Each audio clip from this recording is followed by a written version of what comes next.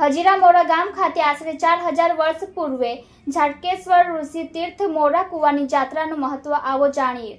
આશરે 4000 વર્ષો પૂર્વે શ્રી જરાતકારુ નામના ઋષિ હાલ જ્યાં મોરા ગામ છે ત્યાં પૂર્વ વન વિસ્તાર હતો, ત્યાંથી તેઓ પસાર થઈ રહ્યા હતા। ત્યાં રસ્તામાં તેમણે કુંડ જોયો જેમાં તેમના પૂર્વજો ઊંધા માથે લટકી રહ્યા હતા। જેમનું દુઃખ જોઈ જરાતકારુ ઋષિએ પાણીની અંજલિ નાખી તેમના દુઃખનું કારણ જાણવા પૂછ્યું તો તેમના પૂર્વજોએ જણાવ્યું કે બ્રહ્મચર્ય પાળનાર તપસ્વી છે અને તારું તાપ પણ અજોડ છે, પણ અમારે બીજી કોઈ પુત્ર પરિવાર ન હોય અને અમારું પિંડદાન અર્પણ કરવામાં આવેલ નથી। અમારું પિંડદાન ન થવાથી અમારી આ દશા થઈ છે, જે દશા તારી પણ થશે।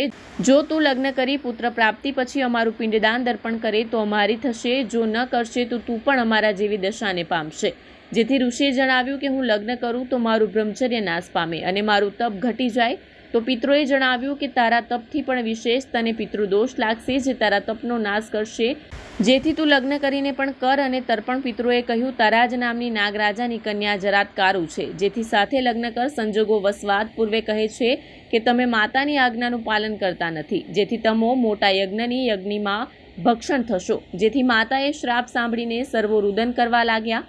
માતા અમારી ભૂલ માફ કરો, અમે તો મારું આજ્ઞાનું પાલન કરીશું, પણ આમાંથી બચવાનો ઉપાય કહો। ત્યારે માતાએ કહે છે કે સાંભળો, આ તમારી બહેન જરાતકારુ છે, જેના લગ્ન જરાતકારુ ઋષિ સાથે થશે, જેમનો પુત્ર આસ્તિક મુનિ તમને મળતા અગ્નિથી બચાવશે।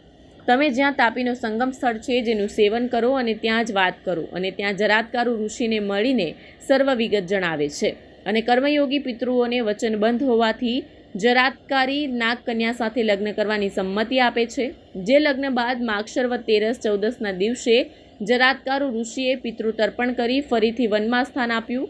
આ જગ્યાએ જે કોઈ અસર વિધિ કરશે તેના પિતૃઓના અવશ્ય મોક્ષ થશે। માગશરવદ તેરસના 14ના દિવસે અહીં સાક્ષાત ગંગાજી ઉત્પન્ન થશે અને 1000 વાર ગયામાં અર્પણ કરવાનું પુણ્ય આ એક જ દિવસમાં મળશે। એવા વચનો કહીને આ જગ્યાને સ્થિર થયા છે। જે કુંડ ઉપર મોરધ્વજ રાજાએ કૂવો બનાવેલો છે, જેથી મોરધ્વજ રાજાનો કૂવો તરીકે પ્રખ્યાત છે અને મોરધ્વજ રાજાની નગરી હોવાનું ગામનું નામ મોરા પાડેલું છે। નાગકન્યા હોવાથી પિતાના નામથી જરાતકારી પૃથ્વી સાથે નાગેશ્વર મહાદેવની પ્રતિષ્ઠા કરી પૂજન કરે છે અને તર્પણ કરી નાગેશ્વર મહાદેવના દર્શન કરવાનું ખાસ મહત્વ છે। અહીં પિતૃ તર્પણ કરવાથી અનેક તીર્થનું સેવન કરી મનુષ્ય સઘળા પાપમાંથી મુક્ત થાય છે અને આ સ્ટેટમાં પિંડદાન તર્પણ કરવાથી પિતૃઓને મોક્ષ થાય છે। આ ટેટમાં સ્નાન કરે તેનું મહાત્મ્ય બ્રહ્માજી પણ વર્ણન કરી શકે તેમ નથી, પણ જે સંતાન વગરના સ્ત્રી પુરુષ વિવિધપૂર્વક સ્નાન કરી કૂવામાં વસ્ત્રો અર્પણ કરે છે તેને પુત્ર પ્રાપ્ત થાય છે અને પિતૃઓની સદગતિ થાય છે। જે સ્નાન કરીને નાગેશ્વર મહાદેવના દર્શન કરે તેને ભાગ્યશાળી છે, 13 તીર્થનું ફળ મળે છે અને જેની પાસે પિંડદાન કરવા અસમર્થ હોય તેવું સ્નાન કરી શ્રીફળ અર્પણ કરે તો પિતૃ પણ ખુશ રહે છે। મોરા ગામના ઝાટકેશ્વર તીર્થના મોરધ્વજ રાજા હતો, તેમના નામ પરથી મોરા ગામ નામ પાડવામાં આવ્યું હતું।